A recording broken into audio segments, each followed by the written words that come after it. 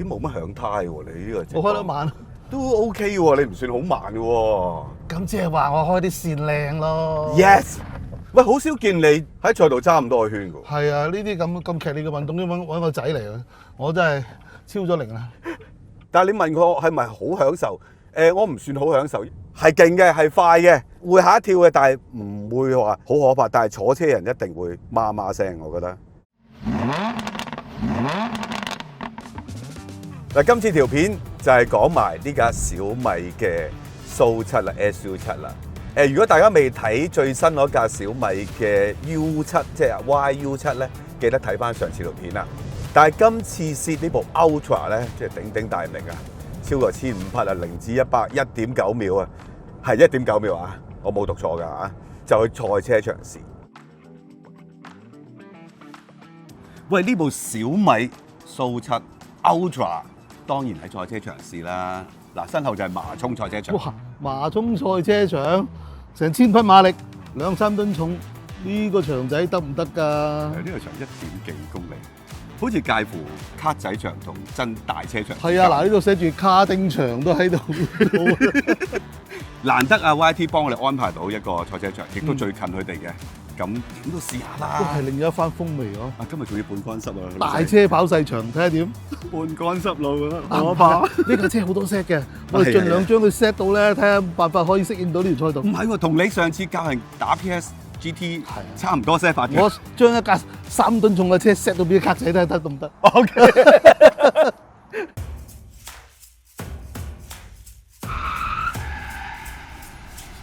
老實我見到你嚟到之後有少少緊張喎。少少啊，因為呢個場係唔適合呢架車跑。因為琴日我係冇揸過呢架車，係。我而家係第一次掂呢架車，又第一次喺呢個場嗰度喎。嗱，而家我哋主要係講喺賽道試嗰個感覺。嗱，龍 Sir 用緊嘅 mode 咧係 Sport mode 嚟嘅。咦，冇乜響胎喎，你呢個。我開得慢。都 OK 喎，你唔算好慢嘅喎。咁即係話我開啲線靚咯。Yes。你呢個有少少推出去喎，係嘛？唔係，我特登拋出去。等佢拋出去。大霧山模式嚟噶嘛，路咁闊，幾打都盡量用啦，係嘛？我感覺你嗰個 brake 咧都幾得心應手喎。係，佢個 brake 靚嘅。但係 YT 都講過俾我哋聽啦，呢架車其實跑咗萬幾公里㗎啦。條胎咧，咁當然都喺賽道試過啦，佢哋都。所以咧，佢叫我哋小心啲條胎。係啊。好似啲 Top Rating 嗰啲係咁喺度做緊嘢喎。呢條路咁陌生，你唔開晒啲安全系統係好驚啊！咁咋？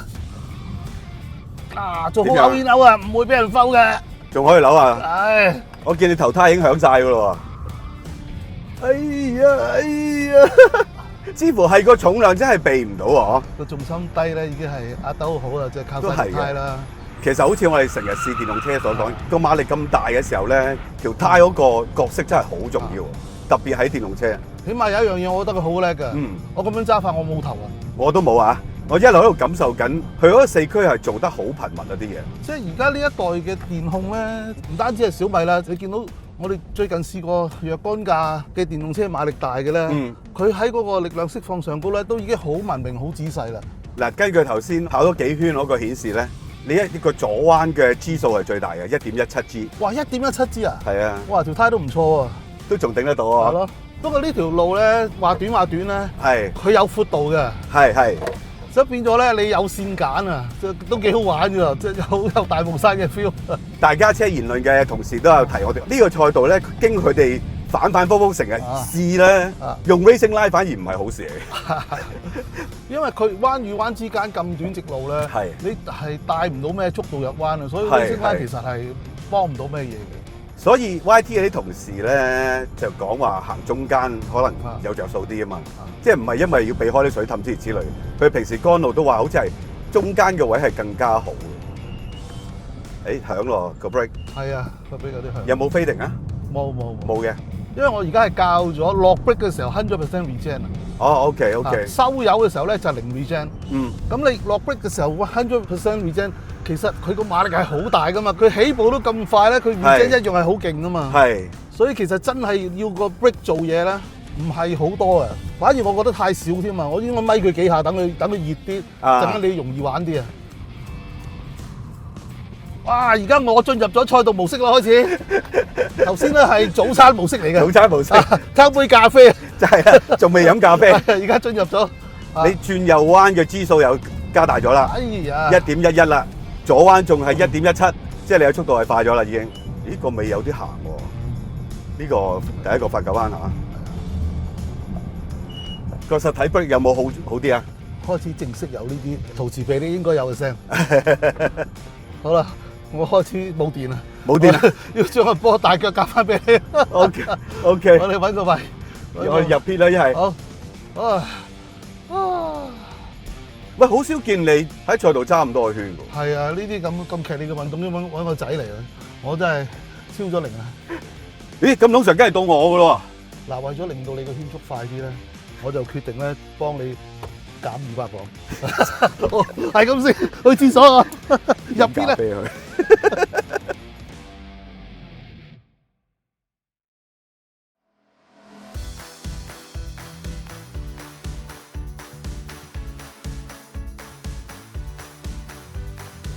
嗱，首先我都係啦，都係用翻 Sport Mode 先，陣間先再試下用我個排位模式。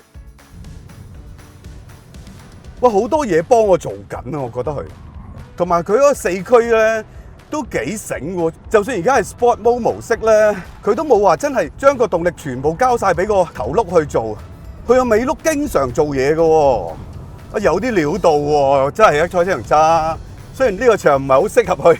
但係啲準程度好高喎，同埋架車係任勞任怨喎。喺啲咁嘅情況之下，因為對佢嚟講係好辛苦啊，慢速彎咁多嘅場，我同龍 Sir 加埋而家跑咗10幾個圈啦，我仲狠啲添，加速加得嗱，so far 頭摩打嘅溫度去到64㗎啦已經。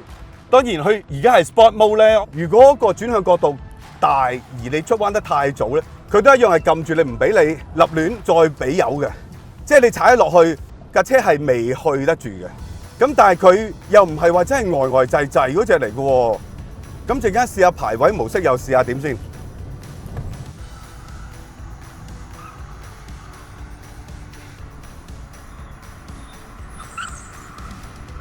哇！我都差唔多啦，條胎已經 overheat 啦，紅色啦已經，咁必須要停一停啦。嚟而家 cool down先。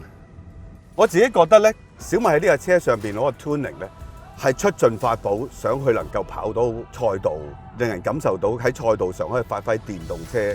你唔好話1500匹啦，即係你800匹、700匹，其實喺電動車嘅世界都唔係咁容易嘅。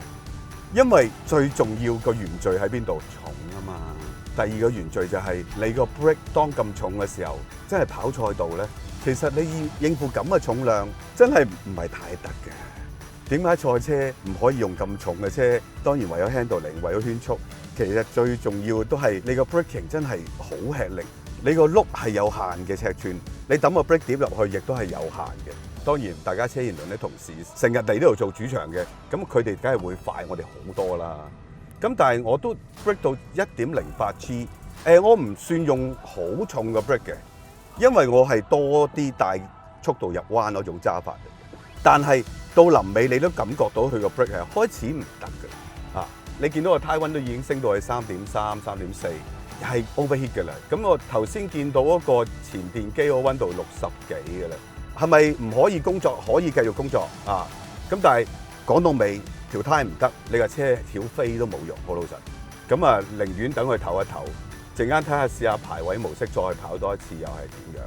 我可以話小米用咗好多心血，將部車做到可以喺賽道上俾好多人揸得好過癮，因為速度唔使擔心啦，力量更加係你要幾多，1500就1500、800、反而係嗰個電機前後嘅控制 ，ESC Torque Vectoring 嘅控制，全部嘢加起上嚟，佢喺賽道應付一啲特別喺麻涌呢啲咁多急彎、小直路、重 brake 嘅時候唔多，但係彎多，所以個前後轆同左右轆嗰個動力嘅分配咧就好講究啦。如果唔係一種好 sporty 嘅 mindset 去 set 呢一個前後動力同左右嘅動力分佈咧，其實架車就會好撈教，好撈教。基本上你跑多兩跑就會走噶啦，直頭唔想跑噶啦。而家 so far 跑咗咁多個圈，我諗我同龍 Sir 加埋都有接近20圈係嘛？但係佢依然係仲做緊嘢㗎，只不過係胎唔得啫。但係你問我係咪好享受？我唔算好享受，或者咁講，架車實在太聰明。做咗好多嘢，令到件事咧，我唔係好清楚佢，哇！你兩嘢做完啲功課嘅，仲考埋試添啊，就已經遞個成績表俾我啦。咁所以我唔知道佢個過程係點樣，但係佢做到咯。咁你唯一參與到嘅過程就係扭軚、轉彎、剎車。當然呢啲就係揸車最基本，但係嗰個過程裏邊，我係咪好大嘅主宰性？暫時我唔覺得我係一個 dominate 架車嘅揸法嘅一種嘅感覺嚟嘅。或者我哋再揸熟啲，或者用唔同嘅 driving mode， 或者用排位模式，可能你會多啲感受。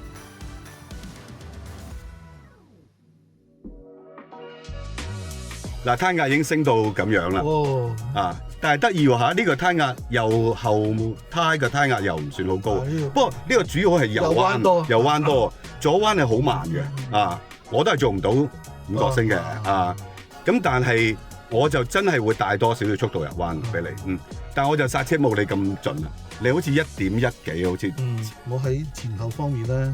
我係比較克制啲嘅，左右咧轉彎都差唔多，都係用盡個 grip 啦。頭先我電機溫度咧去到60幾嘅，但係佢未變紅色嘅，似乎都仲可以繼續學落去嘅。不過正如你所講，電動車又好，汽油車又好，你喺賽道胎好關鍵㗎。係你一見佢已經嗰個氣壓已經去到3.4、3.3啦，仲要着咗紅色嘅添，咁都應該放慢啲啦。始終唔係同人搏緊命啊嘛，大佬。但係我頭先都係用 sport mode 嘅，咁等架車唞一唞，其實可以試下耐力賽再行一行，耐力賽有固定嘅一個 setting 嘅，即係滑行嗰個回收就好少嘅剩翻，咁動能回收就100嘅，即係剎車嘅時候，其實都係可以校嘅，前後動力分配有都係自動啦，咁唔使玩尾轆嘅，我哋唔係漂移，前後動力回收都係有得校，即係頭摩打回收得勁啲，到尾摩打回收得勁啲。個分別會喺邊度咧？你睇翻你嗰個圖都見得到咧。其實你係比較中意係用一個比較 sharp 啲嘅扭軚扭得多嘅做法去。我咧係比較拉得直個彎去轉。所以你見到咧，你嗰個頭胎咧所受嗰個 loading 咧係大啲，咪紅得緊要咯。但係你打橫個 G-force 其實差唔多嘅啫。你如果用一個 sharp 嘅方法去轉彎咧，橫向嘅 G-force 未必一定係大嘅，調翻轉頭就反而個頭碌個 loading 就好犀利啦，係啦。如果我調整呢一個動能回收嘅比例咧，即係將佢擠去前碌、尾碌擠多啲，又會係點咧？嗱，而家如果係耐力模式咧，就係前係用20%，我當係 percent 啦，尾就用80% 嘅動能回收嘅，即係頭尾摩打嘅回收力係唔一樣嘅。我哋喺呢啲咁窄嘅場咧，未必會好適合你用好多後邊嘅回收，即係嗰啲高速嘅場咧，可能會就好立竿見影。咁我都係揀翻自動啦，佢原本都係自動嘅。咁 ABS 啦，賽道 ABS 啦，咁跟住 ESC 就喺中間嘅。Traction Control 校到5都 OK 嘅，因為佢太大力嘅架車，係啊，太大力嘅，你唔可以。Traction Control 要真係保守啲嘅。TVC 佢校到0嘅，即係類似一個 AYC 咁。如果係0，即係 free 咯。係，即係冇 differential 咁就係啦。冇錯，係啦。就係靠自己嗰個自然嘅重心啊，同埋你加油所產生嗰個旋轉個趨向咯。哇！真係好似實體版嘅 PlayStation GT。呢個賽車場嗰個彎咁急咧，如果你加大個 top rattling 咧，係啊，好似 AYC 咁揸法咧，可能會好得意。係嘛？但係你要夠膽信佢喎，即係好似又係咁啊！係啊，不要問，只有信。好似揸 Evolution 咁樣喎，你明明見到個彎咁窄，就扭入去就篤住個油門睇下佢點樣，睇佢幫唔幫到你。試下你夠膽就唔得。唔係某一兩個彎你好闊落嘅，咁試一兩下。即係錯咗都有可以。係啦。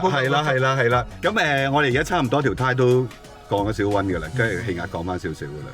咁啊，當佢唞多一陣啦。頭先咧，你係我一停車，我坐上呢位就係36度 coolant 溫度，而家降到18。係啊，因為我哋一撳咗耐力咧，佢即刻全力工作啊。係啊，即刻 coolant 就提升個，你直頭聽到聲，提升個效能啊。嗱，終於開到個排位賽模式，因為佢跟嗰個車主嘅開啓啦，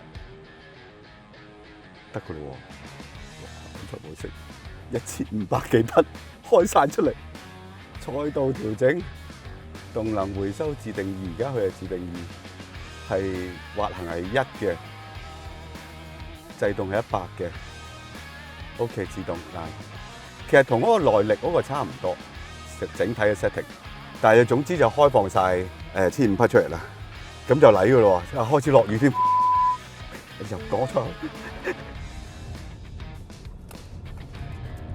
哇！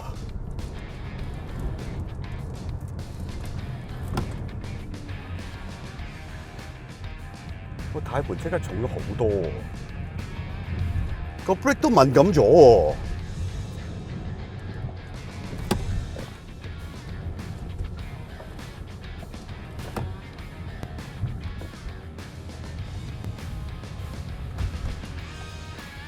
哦，同樣嘅髮夾彎咧，即係佢個動力釋放出嚟咧係自由好多喎，即係佢肯俾動力出嚟多啲喎。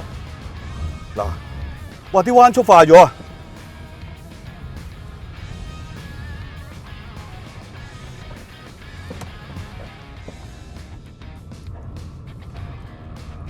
係啊，係啊，係好明顯啊！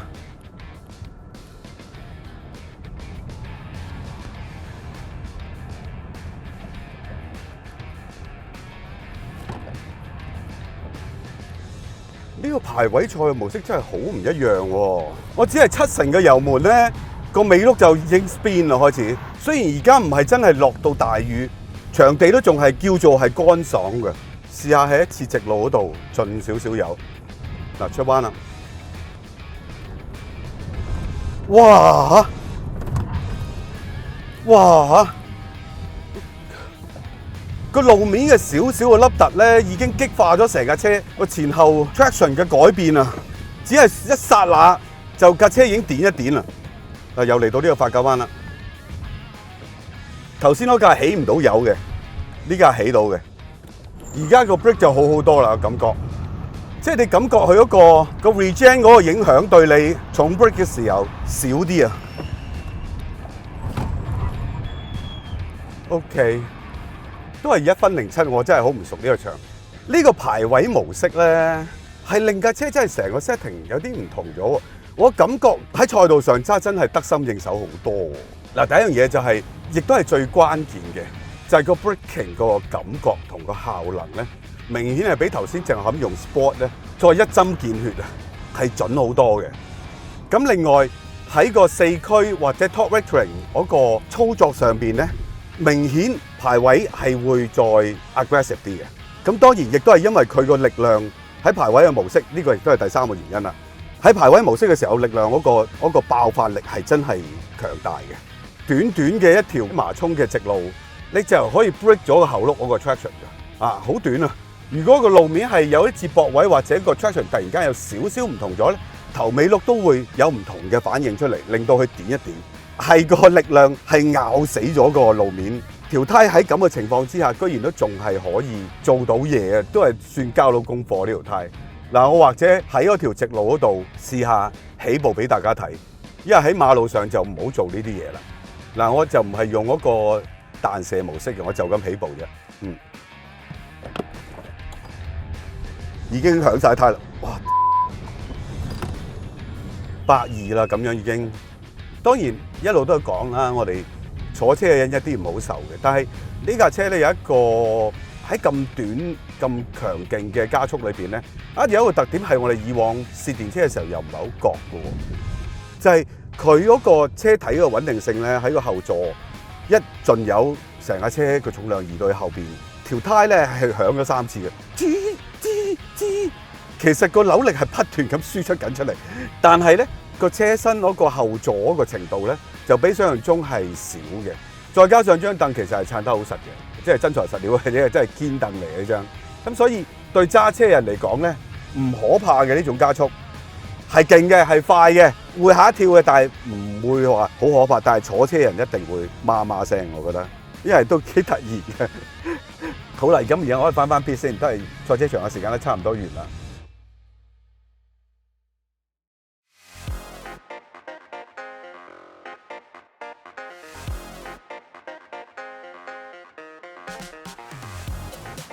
打開眼界喎呢架車，喺賽道揸真係佢真係做到，即係好 sporty 嗰種感覺。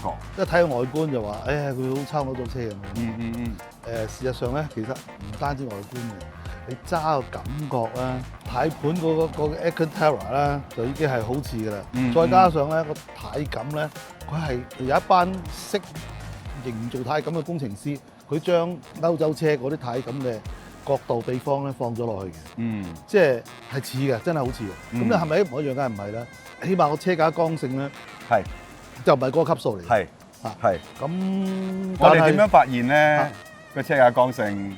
就係閂門嗰陣時，係啦，嗰啲餘震有少少喎。係啊，餘震係多咗少少嘅。咁啊，另外我哋都喺馬路上普通咁揸啦，都發覺有耳鳴喎少少。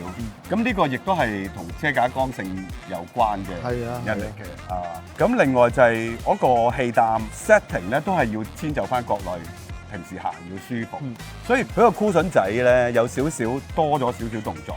大家即係成日都拉保時捷嚟講。同泰坦比咧，佢嗰個氣膽就會再果斷啲嘅啲嘢，佢就平時有啲猶猶豫豫嗰種感覺嘅。係咯，即係俾我感覺就係佢喺有限 budget 之內咧，唔單止話個外形去模仿保時捷，盡可能將嗰個駕駛體驗類似嘅嘢，類似都帶俾個用家咯嚇。同埋喺賽道我哋揸咁多個圈咧，佢都真係控制得好好，啲溫度啊，即係冇乜點衰減啊，咁所以呢架車係打開眼界嘅。咁啊，今日就玩完㗎啦呢架。咁啊，當然記得中意嘅影片嘅就 subscribe 我 YouTube channel 啦，仲有 Facebook IG 啦 ，comment like and share。有興趣加入成會員嘅，撳個加入掣，多謝晒。